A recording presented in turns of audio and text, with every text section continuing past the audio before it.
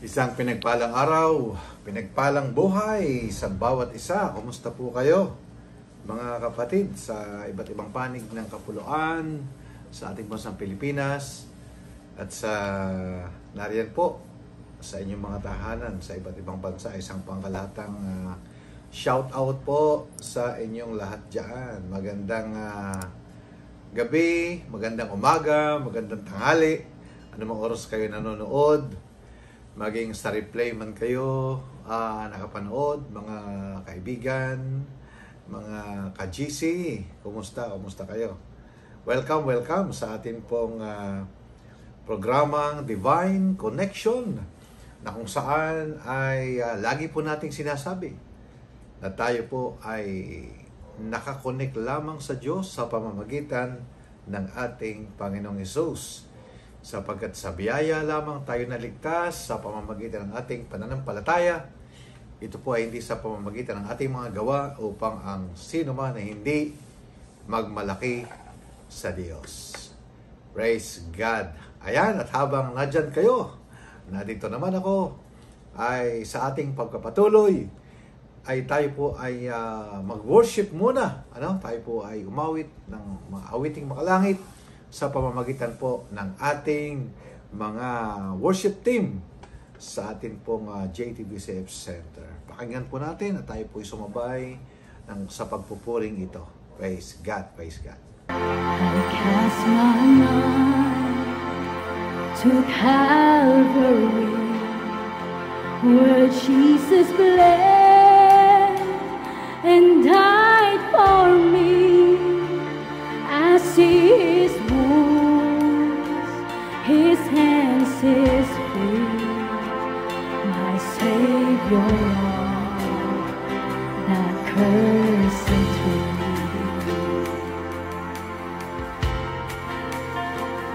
His body bound and drenched in tears, they laid Him down in Joseph's tomb, the entrance sealed by heaven's throne.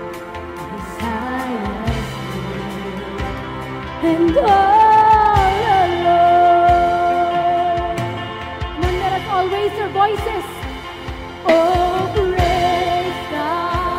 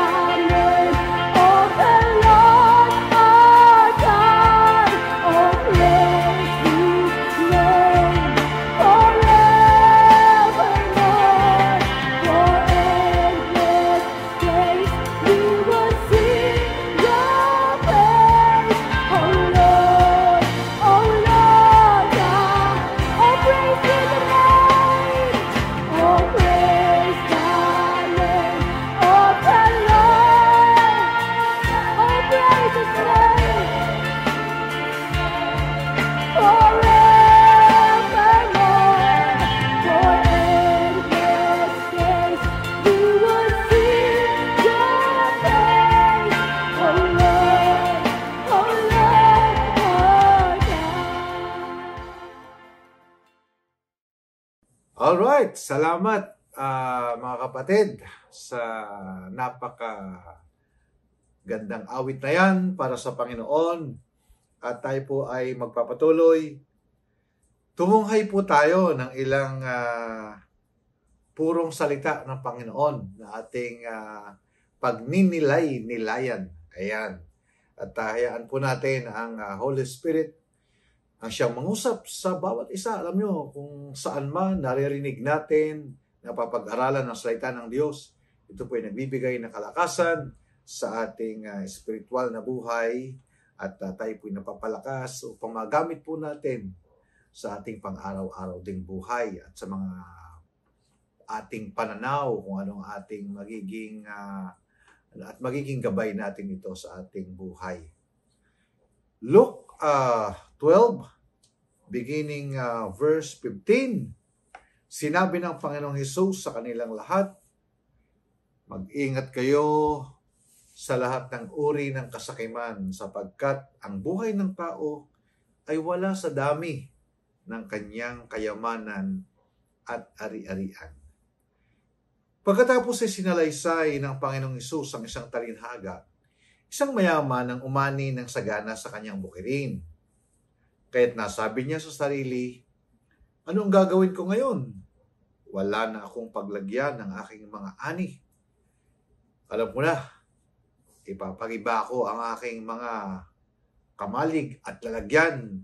Magpapatayo ako ng mas malalaki.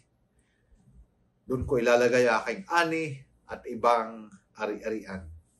Pagkatapos ay sasabihin ko sa aking sarili, marami ka nang naipon para sa mahabang panahon, kaya't magpahinga ka na lamang, kumain, uminom at magpasarap sa buhay. Ngunit sinabi sa kanya ng Diyos, hangal, sa gabiring ito'y babawian ka na ng buhay. Kanino ngayon mapupunta ang mga inilaan mo para sa iyong sarili? Ganyan ang sasapitin ng sino mang nag-iipon ng kayamanan para sa kanyang sarili lamang, ngunit dukha naman sa paningin ng Diyos. Ayan, pagpalain ang pagkabasa ng buhay at banal na salita ng Diyos. Opo, marami po tayong nakikita sa ating panahon, nababalitaan na talaga namang mga tao na kayod dito araw at gabi, no? At minsan para bagang wala ng bukas. Yung kanilang lakas ay guguguling lahat sa pagtatrabaho. Anyway, ang pagtatrabaho naman ay hindi po masama, no? Sabi po ng Panginoon sa 1 Thessalonians 3:10, ay huwag pakainin ng tamad. Kaya't kung meron po kayong kasamang tatamad-tamad, ayaw magtrabaho, huwag ninyong pakainin, no? Nagtuturo po ang Lord dito ng ilang prinsipyo, ano? Hindi po itinuturo dito na huwag tayong magsikap sa buhay. Hindi rin po itinuturo na huwag tayo mag-impok, ano? Hindi rin po itinuturo na huwag magtrabaho nga, ano? Wala po 'yun, ha. Ang ibig lang sabihin ng Panginoon dito, yung pinaka babala ng Panginoon sa atin ay yung bang ipon ka lamang ng ipon ng iyong kayamanan sa iyong sarili, ngunit dukha ka naman sa paningin ng Panginoon. No? Kasi ganito po yun. Pwede pong napaghandaan natin ang ating pag-aaral ng ating mga anak. Napaghandaan natin ang ating bukas. At maganda naman yan, ano? Napaghandaan po natin ang maging hanggang doon sa ating kamatayan. Meron tayong mga insurance, life insurance, kumpleto na yung paghihimlayan, lahat na. Sabi nga nung iba ay, biro nila ay, pag ikaw ay nawala na sa mundong ito, ay iiyak na lang ang iyong mga mahal sa buhay dahil napakayaman mo naman, ano? Kaya lang, isa pong masakit na katotohanan na meron pong pangalawang buhay. At yun po ang tinutukoy ng Panginoon dito na itong mayamang hangal na ito ay nagpakasasa sa kanyang kayamanan, subalit wala namang kayamanan sa Panginoon, no? At kaya ang sinabi ng Panginoon ay ganyan ang sasapitin ng sinumang nag-iipon ng kayamanan para sa sarili, ngunit dukha naman sa paningin ng Diyos.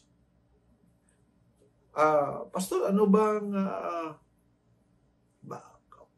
kapag sinabing dukha sa paningin ng Diyos, ay papaano ba yon? Papaano ba?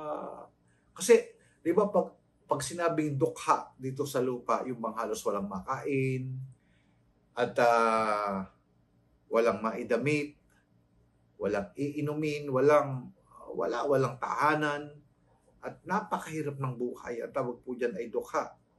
Alam nyo ba na ayaw din naman ng Panginoon na ang kanyang mga taong nilalang ay wala akong makain, walang pananamit, walang hindi masapatan pangangailangan sa buhay. Kung mapapansin po natin, doon pa lang sa Genesis, yung pong nilikha niya, ano? Si Adan, si Eva, yung ating mga ninuno, ay na-provide muna ng Lord ang lahat ng pangangailangan ng ating mga ninuno, ano? At maging sa ngayon po sa pag-aaral ay ang ani ng mundo kung ibabalanse lamang po at hindi nga magkakaroon ng kasakiman na katulad ng ating pinag-uusapan ngayon, ay higit pa sa sapat, ano, sa lahat ng tao, kahit ano pang maging dami ng tao, sapagkat sapat ang biyaya ng Diyos. Kaya nga lamang po ay sa sinabi ng Panginoon na mag-ingat kayo sa lahat ng uri ng kasakiman. Nagkaroon po ng kasakiman ang tao, ano? At yung iba nga ay walang humpay ang pag-iipon ng kayamanan. At parang itong mayamang ito na pagkatapos na umani ng sagana ay inimpok sa kanyang sarili lamang. Alam niyo po, ang kayamanan ng ipinagkaloob ng Panginoon, ang mga ani ay hindi lamang po yan para sa ating sarili, ano?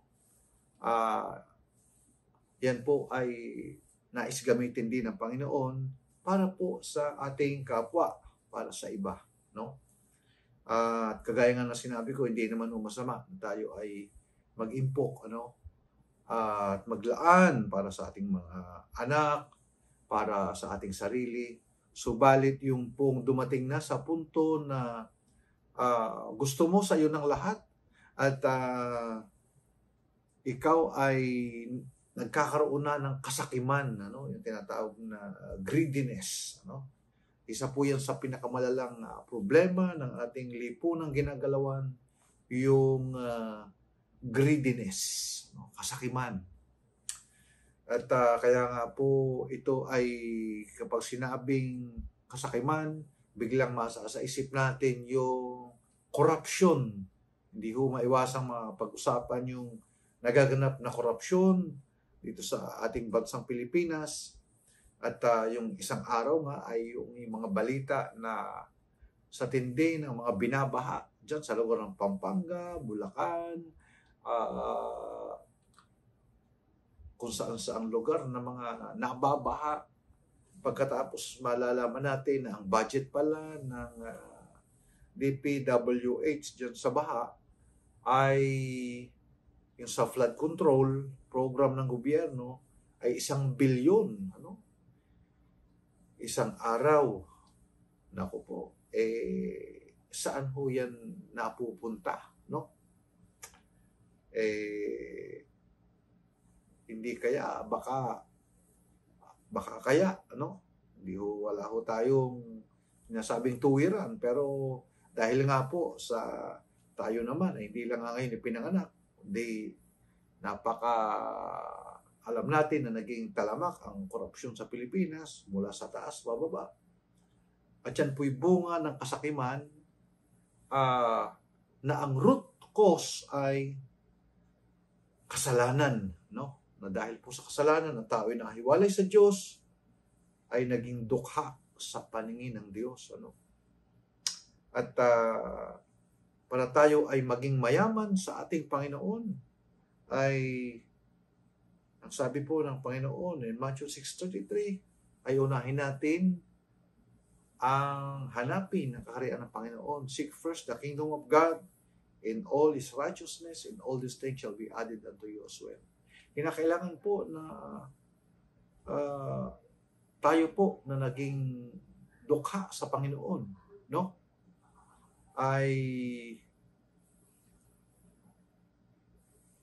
mabigyang kayamanan naman ang Panginoon ng ating puso at ang ating buhay.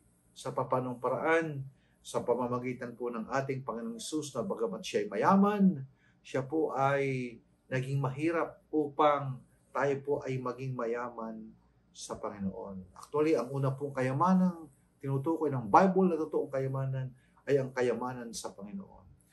Siya na walang kasalanan ay naging kasalanan para sa atin upang tayo ay maging katuwiran ng Diyos kay Kristo Jesus. Yun po ang totoong kayamanan. Yung po malaman natin na tayo ay mayaman sa Panginoon dahil sa naging paghihirap ng ating Panginoong Hesus. Alam niyo po, talagang kabalintunaan sa naging paghihirap ng Panginoon, tayo ay naging mayaman. Una, sa ating pong pananampalataya, pananalig sa Panginoong Hesus, ng kanyang napakayamang habag, ang kanyang napakayamang walang dungis na dugo ay dumanak sa krus ng Kalbaryo upang tayo tubusin sa ating kasalanan. Ngayon nga, itong kasalanan ito ay nagbubunga ng ating pinag-uusapan, yung pong kasakiman ng tao, no? Greediness. At may ilang payo pa po ang Panginoon dito sa atin po na minsan ay laging nababalisa, no? Sabi ng Panginoon ay huwag ho tayong mababalisa, no? Huwag kayong mababalisa, Luke 12:22. Huwag kayong mababalisa. Kaya sinasabi ko sa inyo, huwag kayong mababalisa tungkol sa inyong pagkain para mabuhay o tungkol sa damit na ibibigay sa inyong katawan, sapagkat ang buhay ay mahalaga kaysa pagkain at ang katawan kaysa damit. Tingnan niyo ang mga ibon, ang mga uwak, hindi sila nagtatanim ni umaaniman, wala rin silang bodega o kamalig, ngunit pinapakain sila ng Diyos. Higit kayong mahalaga kaysa mga ibon. At ang sinabi ng Panginoon, kung dinaramtan ng Diyos ang mga damo, pinapakain ng mga ibon, mga damo sa parang ay dinaramtan. Ngayon at kinabukasan ay gagatong sa kalan. Kayo pa kaya kay liit ng inyong pananampalataya sa Kanya. Kaya pagsikapan muna nating higit na tayo ay pagharian ng Diyos at kaya niyang ibibigay niya sa inyo ang lahat ng inyong pangangailangan. Ano? Yung pong iba sa tindi ng pangangailangan, lumaki sa kahirapan, nagsikap sa buhay, tama naman po yun, hanggang sa dumating ang panahon na yun na nga, natuon na lamang ang ating buhay dun po sa pagpapayaman. Yun po. Hanggang sa doon na lang matuon. Yun po yung pinapaiwasan ng Panginoon sa atin. Sapagkat doon po sa mga pangangailangan natin sa buhay, kaya po yung isupply ng Panginoon. Sabi po ng Philippians 4:19, My God shall supply all your needs according to His riches and glory in Christ Jesus. Amen. Kaya wag ho tayong mabalisa. Ano, yung pong pagkabalisa, nakakaano po yan, yung bang worry, ano? Wag ho tayong mabalisa sapagkat nagkukos po yan ng stress, ano? Yung pagkabalisa. Pagkatiwala natin ang ating buhay sa Panginoon. At hindi naman maramot ang Panginoon. Sa pinag-uusapan po natin to, dun sa mayamang hangal, hindi po masama na maging mayaman sa Panginoon. Ang maging masama po yung maging mayamang hangal. Ano po yung maging mayamang hangal dito? Sabi ng Panginoon, sinabi niyang hangal, no? You fool, no? Sa gabi ring ito ay kukunin ang iyong kaluluwa. Wag naman po mangyari na umabot sa pagkakataon na kinuha ang ating kaluluwa at sabi niya, saan mapupunta ang iyong kayamanan, no? So yun po. Nawa ang ating naging pag-uusap na ito ay at least nagbigay ng mga ilang paalala muli sa atin, ano, na ang Diyos na nagmahal sa atin ay masigit niyang gustong na ang higit niyang gusto mangyari sa ating buhay, tayo ay maging mayaman sa Kanya, no?